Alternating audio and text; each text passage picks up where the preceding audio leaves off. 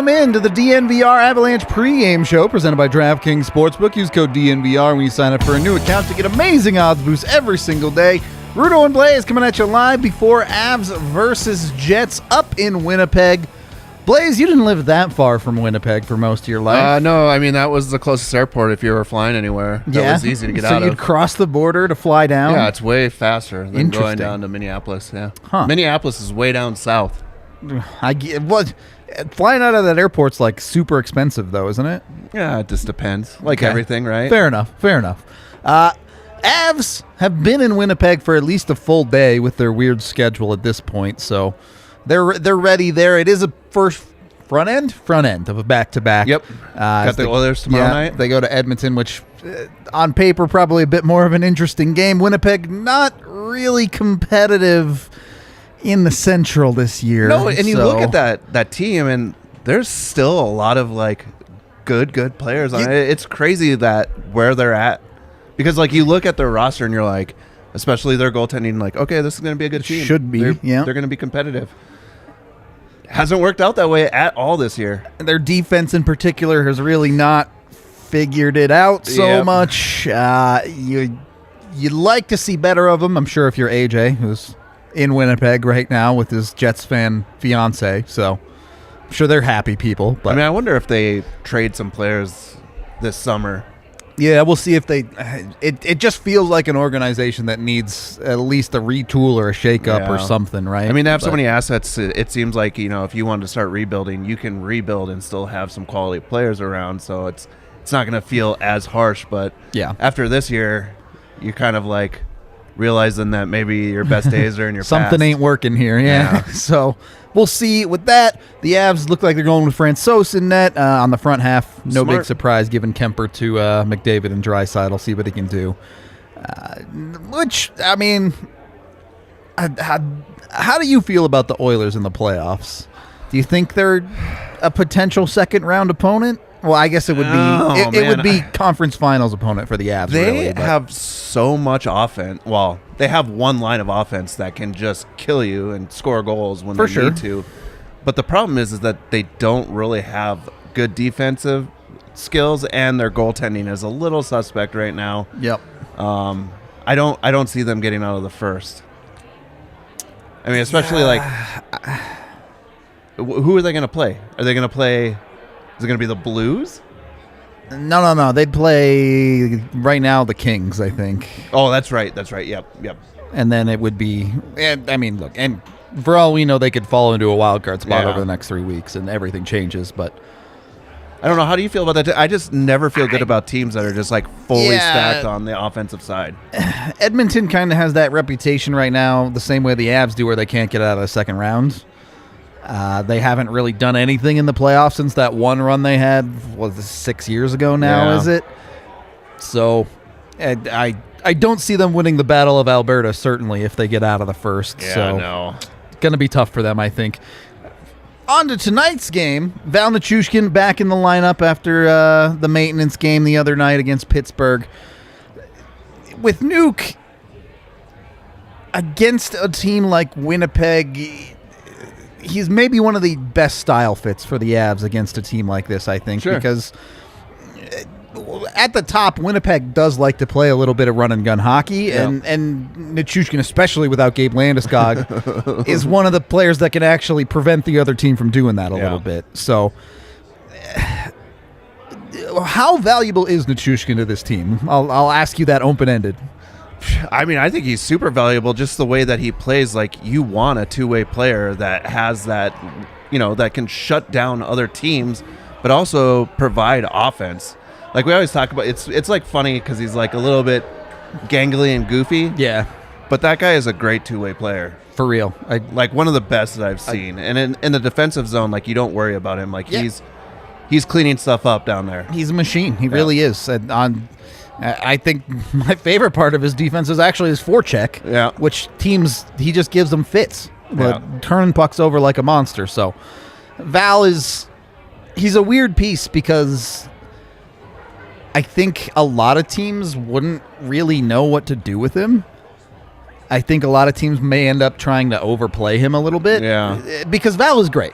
don't get me wrong. I don't want to disparage him at all. He's been exactly what the Avs need, but he's not a player that can carry a line for you. Yeah, and stylistically, like, look, you're on the Avalanche right now. You're on the second line most of the time. You've got two good players with you. So, like, I think it's hard to, like, if you took them out of this lineup right now of the Avalanche and tried to plop him into another lineup, where would he sit and where would he be the most value? Right. And is he a winger on the first line or is he a winger on the second line? For a lot of teams. Right. I'm certain some teams would try him on the first line, and I think that's where you're talking be about. Great, yeah. And you can get away with it, I think, a lot for the Avs because you put him on the first line or the second line, and at least on the offensive side of the puck, he's your third option. Yeah. He's the guy that, and he's got 40 points this year. He's playing offense very, very well, but he doesn't have to carry the load there. For and we saw it a little bit earlier, even this year, where he was on that first line, and it looked like he was overextending himself, like just a half step behind. Yeah, like great fit on that second line. I think, and again, that's something to do with personnel too. Like you have for sure two great players with you, and you guys gel stylistically. Yep. Versus that top line where you're asking to do a little bit more. And even then, like, it's not like he played poorly on the first line. It's just you see the ceiling, I would say, is and his ceiling is, a 45-point guy, which is great, but it's not elite offensive ability. Right. So you have to be realistic with it. Through the rest of the Avs lineup, I mean, after these two games against Pittsburgh, it kind of feels like everyone's rolling right now. Yeah. I don't... expectations are Bednar's going to continue to experiment with the lines, but it kind of feels like just tell this team to get out there and do their thing right now. So I mean, I think what you're going to see down the stretch here is they're going to start resting guys. I don't see a reason why you need to play everyone every night. Like if somebody's got just the minor nicks, it's like, why don't you take a seat for a few nights? Yep. We've got this. Like, and they're being successful, without guys. Like, for sure. No, you get Bo back, and then you lose NUKE. So yeah, the rotation has continued. Gerard should return soon. Man, I was hoping tonight. Yeah, I thought it was going to be tonight too, but at very least he's taking full participation in practice, so it should be soon. Be interesting if they do play him tomorrow night. Yeah, I guess that would make some sense. You could rest a guy on a back-to-back for sure. Yeah. The Avs do have 2 days off again after this. Or it might be 3 days off. I forget. So that might be a good way to test it, right? Instead of stressing a guy coming back from injury and going, okay, you're going to play tonight, and then, basically you're kind of back in the lineup. Into the schedule again. And it's like, maybe don't do that. Maybe just give him a game and see how it goes, and if it goes well, you got 2 days off, 3 days off to rest, and then you're back at it. Yeah, that actually makes a lot of sense now that you bring it up. I like that theory. So we'll see on the Gerard front there. Obviously, Landy and Kadri, not really close, but are expected to be back for the playoffs for whatever that is for you. So. Yeah, who cares? As long as they're ready for the playoffs, I would love it for them to come back maybe a few days before, get a few games in. But if they're healthy for the playoffs, you're playing them, obviously. Yeah, no doubt about it. Well, if you're 90%, I think you're going. I think if you're 75%, they're probably going. True. Does that actually help the Avs? But you know how hockey players are. Yep. On the Jets side of things, is there any recourse for this year? Obviously, they got rid of their coach under not the best circumstances. Yeah. They're kind of in flux right now. You already talked about them looking at moving players. Well, go ahead. First thing you got to do, though, is you got to get a new head coach. For sure. Because, like, right now it's interim. Yeah, they need a permanent situation. So either make them the permanent or find your replacement, and then from there, then rebuild the team, because really dumb to start a rebuild without a coach in mind. Are they going full rebuild? Are they looking at the 2023 draft and going, maybe we just tank this out for Connor Bedard? I don't know, man, because they're competitive. I think it's a few small tweaks, but I think they have to start realizing that maybe their best days are behind them, and they might have to move some pieces. I mean, they haven't been scared to move pieces in the past, so. It's been weird. Chevy has in recent years, he's been a lot more aggressive. Yeah. But for a long time there, the Jets never really did a ton. Yeah. But in recent years, yeah, you're right. He's made big moves. He has been much more aggressive, and it is a weird spot for them because they do have some people at the end of their careers, but they also have Kyle Connor and Nick Ehlers and the guys that are supposed to be the next generation for them. So why wouldn't you move some of those older pieces to get some younger talent around your next stars, right? Understanding that that's probably the move because you're going to have to get those guys into the system. They're going to have to get playing time and be part of the organization for them to start being successful at the level that they want to be at. And part of the conversation that has always surrounded Winnipeg, players don't like to live there. No one likes to live there unless you're from there. Player retention at times can be hard for that hockey team, and you get players that are heading towards free agency, like the guys I mentioned, and all of a sudden those dudes walk on you. Winnipeg is in a tough spot. So I don't know. I genuinely don't know what the best course of action for that team is going forward. I mean, it's hard. It's a crazy hockey town, right? Like, if you're part of the team, it's like huge for sure. But yeah, I mean, just where you're at. You wake up every day in Winnipeg and it's dark at 3 p.m. and it's negative 30, and you're like, Like, the downtown's awesome, but yeah, I mean, the other parts of it where you just can't go outside in the wintertime. It's not fun. No, not. I wouldn't want to live there. I'll put it to you that way. I'm very happy here. I don't live in northern Minnesota anymore. There you go. You got out. It's brutal.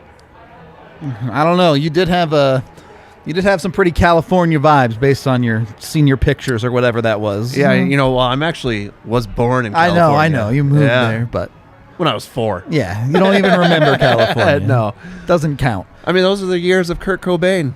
Oh, Nirvana? How do you overrated? No, I love Nirvana. Okay, that's a Blais take for sure. Yeah. I'll take the bad take on Nirvana. Whatever. Love them. It's musical taste. You can't tell somebody else that their musical taste suck unless you're Jesse or Rudo with their live music sucks take. Oh, yeah, it does. So brutal. I mean, I understand where Jesse's coming from, and it's probably from you too, where it's like, if it's just about the audio quality, it's terrible. Sure. But you can't discount the experience of going and seeing live music and having that energy of everybody there and the band there. Look, especially at Red Rocks. Live events are dope. The energy there is great, but you don't do it for the music. The music sucks live. You guys like watching hockey games at home. I sure do. Okay, Blais, make us a little bit of money. Oh man, I went a little risque today. Oh boy, that's some big plus. Yeah, right there. Some big pluses here. So I'm calling my shots. So the first one here is kind of a parlay. So we've got Colorado money line. Yeah. With an under 6.5 goals. Taking the under plus 165. So if Frankie plays out of his mind, good night for Hellebuck. He'll be all right. Yep. What do you think? I know you never like the under 6.5. I actually don't mind it tonight because so far this season it's been Landeskog that has done all the scoring against Winnipeg for the Avs, and he's out. So it may be a little bit more of a low scoring game than usual. Well, and I just think that these teams are not Winnipeg, unless some freaky things happen, but the Avs are getting ready to get into the playoffs, so like their systems are going to be a little bit different going into the lock it down a little bit more. Play smart. Just run and gun stuff. It's like, hey, why don't you run and gun for a little bit and then maybe lock it down so teams aren't coming back after you're up like 6-2, 3 goals in the third period, please. Yeah. Let's stop doing that.